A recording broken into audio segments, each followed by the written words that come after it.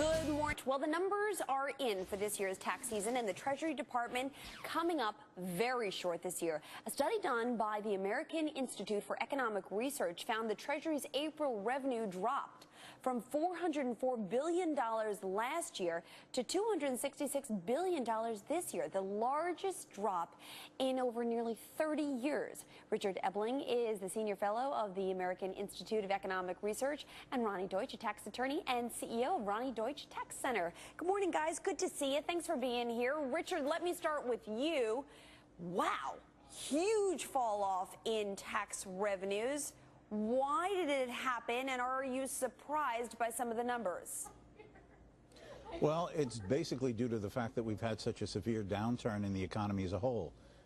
Individuals have lost jobs, business revenues are down, and when there's less income being earned and less revenues in the business sector, obviously less taxes are paid to the federal government. And it's not just April, as you pointed out, which was a 35% decline compared to what the government took in April of 2008. It's way down in general. For example, in fiscal year 2008 and 2007, the federal government took in approximately $633 billion every quarter during its fiscal years.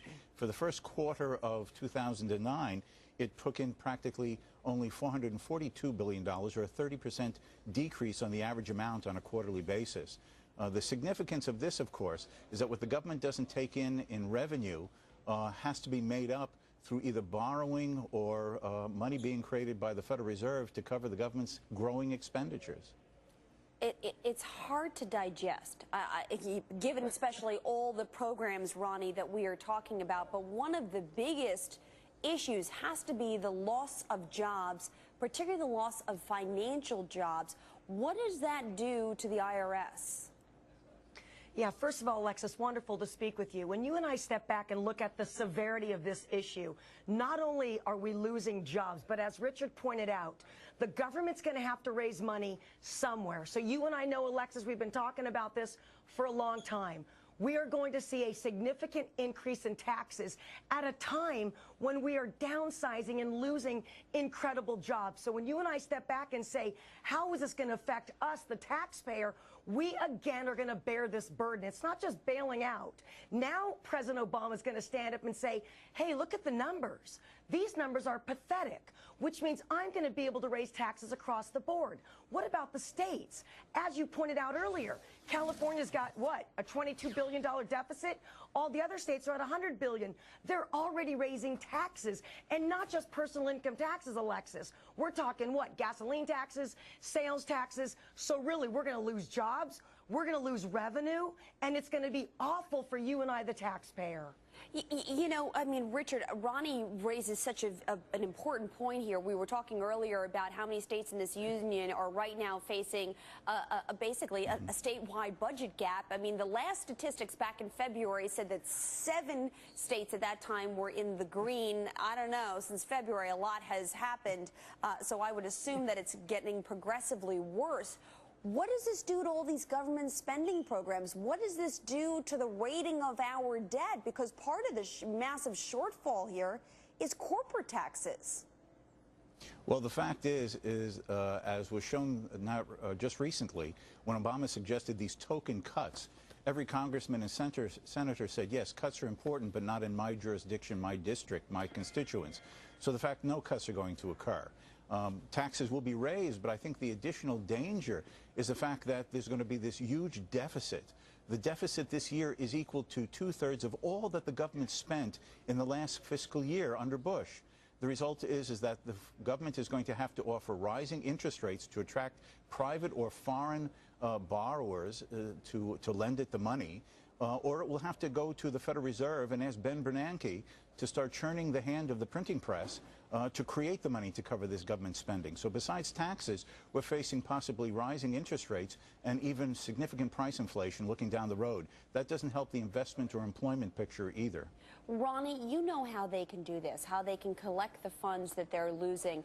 Talk to me about the specific type taxes that are most likely that we will see rise as a result of these shortfalls. You and I know that we are going to see individual income tax rise. We're going to see corporate tax rise. We're going to see interest and dividend tax rise. We're going to see every tax across the board rise. But I want to get back to your great point, Alexis. Collection activity. Remember, I'm in the trenches every day. Here's what I'm seeing. Increase in bank levies, increase in tax liens, increase in wage garnishments. Do you realize that UBS opened the door to so many tax loopholes that we are going to slam? So we are going to see increased collection activity, audit. Who wants to talk about audit so early in the morning?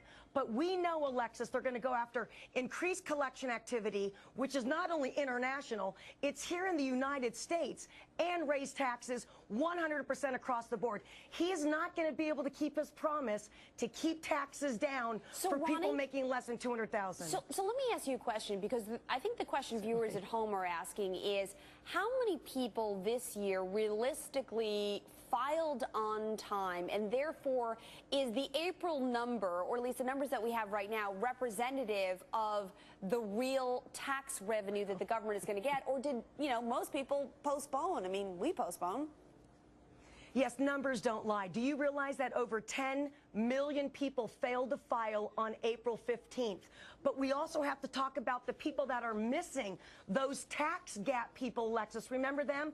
They're not even in the system, and they're not paying taxes. So I have bad news. The IRS is a business, and their numbers are drastically down. And the 10 million people that filed between now and October 15th, let's hope they file.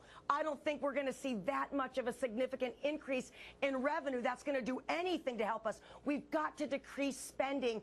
The wealthy cannot bear the burden on a federal level and on a state level. It is absolutely unfair. Richard, just about 15 seconds to go here. When will we actually see the numbers rise?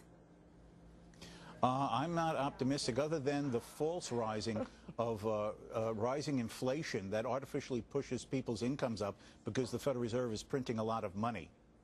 All right. Unbelievable statistics. Richard and Roni, terrific having the two of you here. Yes. It was a real gut check, but it's the way things are going. Thanks, guys. Thank you, Alexis. All right. Well, Treasury Secretary Tim Geithner